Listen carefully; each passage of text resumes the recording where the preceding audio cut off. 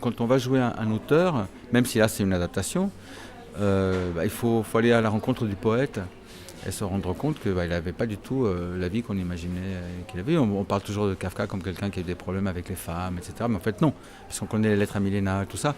Mais c'est parce qu'il y avait des problèmes quand c'était des filles qu'il devait épouser. Mais une fois qu'il a décidé de ne pas vivre dans le cadre familial, avec la norme de son époque, de son groupe social, il a trouvé l'amour. Il était avec Dora Diamant, un nom extraordinaire, qui a été sa compagne pendant très longtemps, qui a vécu avec lui. Ils ne se sont pas mariés et qu'il a accompagné jusqu'à son dernier souffle. Donc ma relation avec Kafka serait celle de quelqu'un qui se dit on n'est pas obligé de vivre dans la norme. Et peut-être que le bonheur, mais c'est un peu le message de la pièce, et ça mon auteur de père le dit souvent, réside dans le fait d'être ce que l'on est et pas ce que les autres voudraient que nous soyons. C'est ça, c'est devoir s'adapter à un modèle de vie qui n'est pas le tien. Voilà. En même temps, moi je pense que l'être humain est un être social. Je le disais l'autre jour, sans toi je n'existe pas, on a besoin de l'autre pour être aussi. On se constitue, donc on a besoin d'une forme d'appartenance. C'est pour ça que les religions sont si puissantes, parce qu'elles donnent la sensation d'appartenance. C'est pour ça que le foot avec les équipes et tout ça, c'est l'appartenance, tu vois. Mais on a besoin de ça, on appartient à sa famille, tu vois, parce que seul, on n'est rien.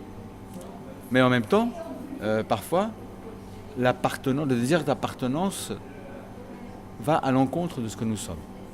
Voilà. Et donc pour certains immigrés ils sont tolérés, on parlait d'immigration comme dans les années 70, après le choc pétrolier en France, on a fait venir des masses d'immigrés pour être ouvriers, etc. Tu vois, et quand il y a eu le choc pétrolier, il n'y a plus de boulot, donc on n'en voulait plus, mais on parlait d'intégration à ce moment-là, mais ça ne s'est jamais fait, tu vois. Et puis après, quand les enfants de ces immigrés qui sont nés français, on continue à parler d'intégration pour des jeunes français. C'est dans ce sens-là qu'on faisait le parallèle. Alors ici, ce singe, lui, il essaye de s'intégrer au monde des hommes parce qu'il essaye de s'en sortir.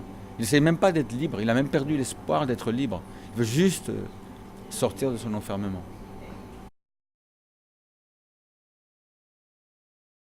Ah mais je pense que le théâtre est fondamental, je pense que le théâtre est précieux pour notre monde parce que c'est le lieu où s'exerce l'imagination, c'est le lieu de l'échange du vivant et du présent, c'est la sensation du présent absolu.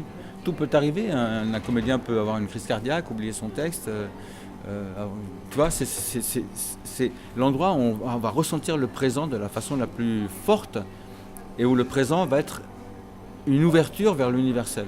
C'est-à-dire que c'est pas le présent juste maintenant je suis ici, mais c'est un présent qui m'ouvre sur les autres temps, le temps de l'Antiquité et la réflexion sur ce que le monde peut devenir. Et c'est aussi le lieu, où l'imagination s'exerce, même dans les pièces les plus stupides, même dans les spectacles les plus mauvais, c'est là où l'imagination s'exerce parce que toujours tu vas imaginer la situation, tu vas imaginer. Moi je joue certaines parties dans la forêt par exemple. Si je joue bien, si le spectacle se passe bien et avec les spectateurs, le spectateur va imaginer la forêt parce que je suis en train de lui raconter. Donc son imagination, elle s'exerce, tu vois.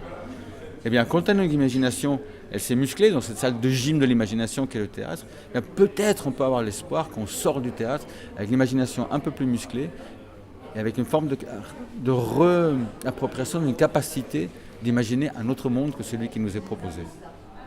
Donc je ne pense pas que le théâtre soit quelque chose qui puisse changer le monde, mais je pense que c'est un lieu où l'idée de la possibilité du changement du monde, la possibilité d'un autre monde, elle est là.